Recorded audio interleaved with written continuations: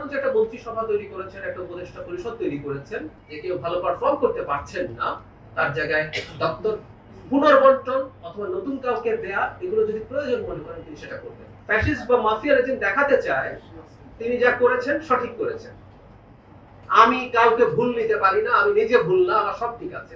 ফলে তারা তাদের সিদ্ধান্ত থেকে সরে আসেন না। মাননীয় প্রধানমন্ত্রী একটা মন্ত্রিসভা তৈরি করেছেন, একটা উপদেষ্টা পরিষদ তৈরি করেছেন।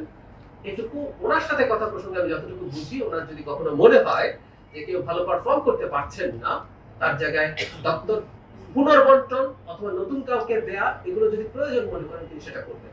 কারণ দিনের শেষে জনগণের কল্যাণ সাধন করা প্রধানমন্ত্রী হিসেবে তার কোনো চয়েস বা কোনো সিদ্ধান্ত আরো বেটার করার সুযোগ যদি থাকে তিনি সেটা করবেন। তার সাথে আমার ব্যক্তিগতভাবে কথা বলে মনে হচ্ছে এটা এখন 180 দিনের পর হবে না তার চেয়ে একটু সময় লাগবে, সেটা আমি নিশ্চিতভাবে আমি আসছি। আপনি দেখেছেন যে 4-5 দিন আগে বীরশ্রেষ্ঠ মতিউর রহমানের ভাস্কর্য হামিদুর রহমান ওনার এই ভাস্কর্য ভাঙা হয়েছে। সেখানে আমার প্রশ্ন হলো যে জঙ্গি, সন্ত্রাসী, স্বাধীনতা বিরোধী যারাই বেগে থাকে, এই বর্তমানে স্বাধীনতার পক্ষে শক্তি বিএনপি, তাদের পক্ষ থেকে কোনো ব্যবস্থা নিতে দেখলাম না, কঠোর কোনো ব্যবস্থা নিতে দেখলাম না। আমি আসছি। আচ্ছা, এই ব্যাপারে আমি ব্যক্তিগতভাবে খোঁজ খবর নিয়েছি, সেই জেলা প্রশাসনের কাছ থেকে প্রাপ্ত তথ্য সবকিছু মিলে। প্রথম কথাটা হচ্ছে ভাস্কর্যটা কিন্তু কমপ্লিটেড হয়নি, এটা 19-20 সালের দিকে শুরু হয়েছিল, এটা হয়নি।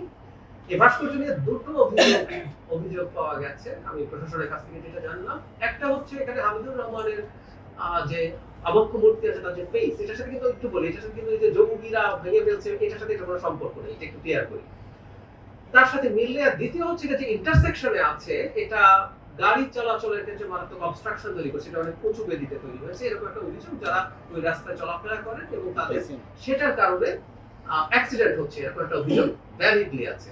আমি এটা ব্যক্তিগতভাবে খোঁজ নিয়েছি, কারণ আমিও প্রাথমিকভাবে শক হয়েছি যে এটা কেন হবে। এই সিদ্ধান্তটা জেলা প্রশাসনের পক্ষ থেকে জানানো হয়েছে, এটা এখানে না থাকলেও ওনার অবয়ব, ওনার ফেস যাতে ঠিক মতো বোঝা যায় এবং খুব ভালোভাবে আরেকটা ওনার আবক্ষ ভাস্কর্য এবং সাথে মুক্তিযুদ্ধকে রেখে একটা ভাস্কর্য তৈরি হবে একটা নতুন জায়গায়, এটা নিয়ে দ্রুত তারা সিদ্ধান্ত নেবে।